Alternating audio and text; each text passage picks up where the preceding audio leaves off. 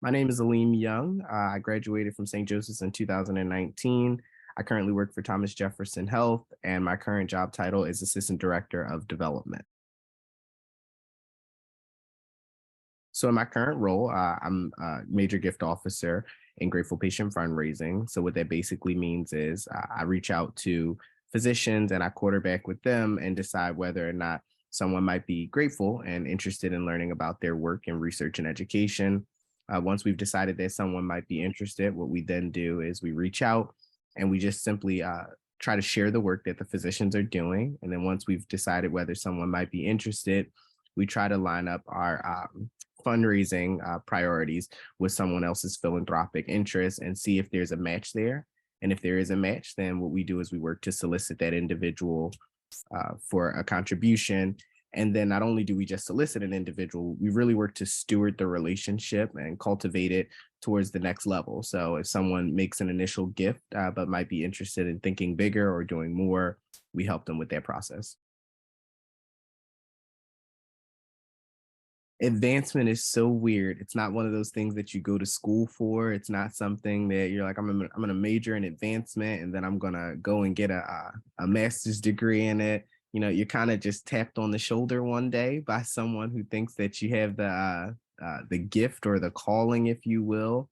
And that's actually what happened to me. Someone at St. Joseph's in advancement just said to me one day, "Hey, Alim, you might be interested in this." And I was like, No way, no way. I can't see myself asking people for money all day." And he really reframed my thinking. He said, "You're not asking people for money."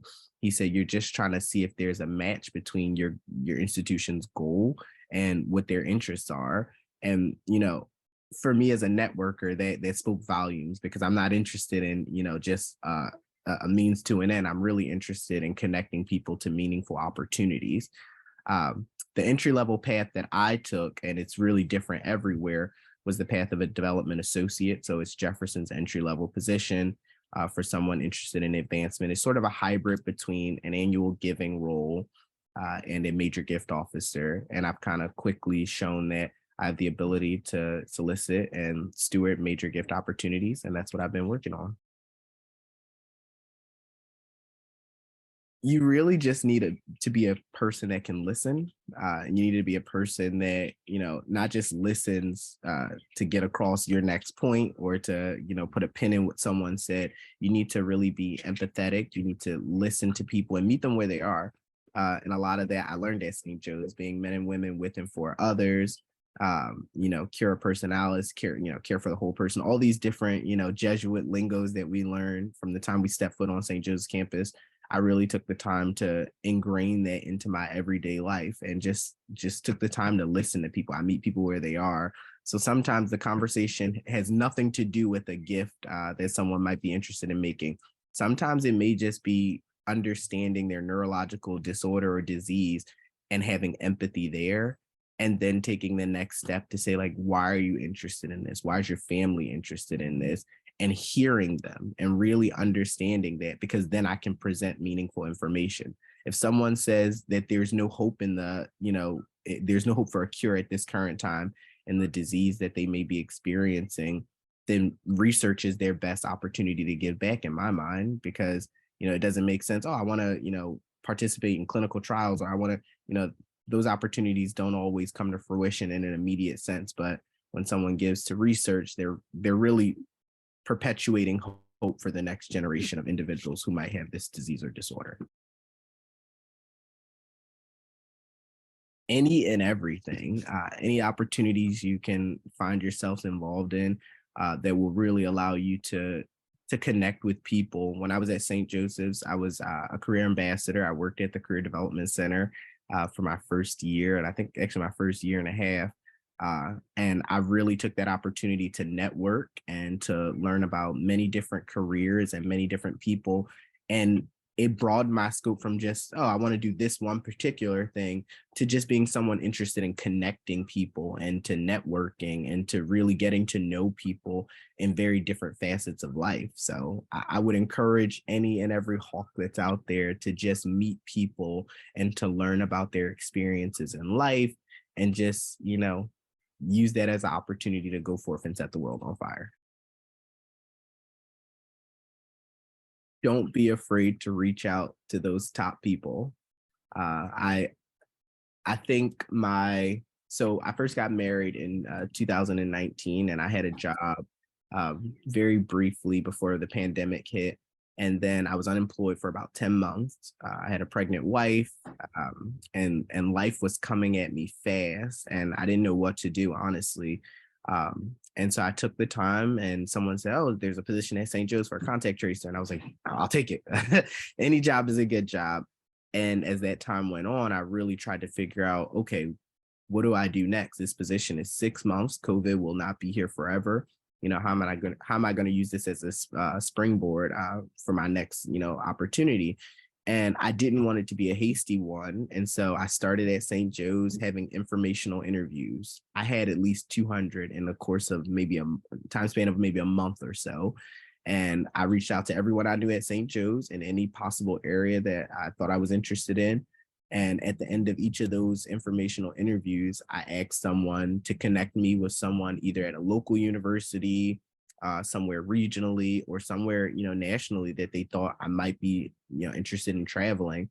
And when I tell you, I went from talking to people from Georgian Court to Fairfield to UCLA. I spoke to a lot of professionals all across this country, and Zoom made that all possible. So don't be afraid to reach out to those top people or to ask those top people that you have a connection with to connect you with them because they're willing.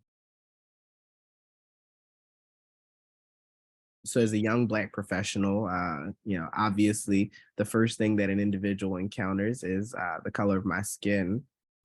But I take the opportunity to really learn and to grow. So that way, whenever I walk into a room, yes, the first thing you see is the color of my skin. But when I open my mouth, it's a different experience than what someone may, by their own bias have experienced or thought. And so I take that as the opportunity to say, you can't let anything be a barrier, no matter how much in reality it actually may be. If you persist and you push through, anything is possible. Someone gave me this very cheesy analogy a couple of years ago. Diversity is inviting someone to the party.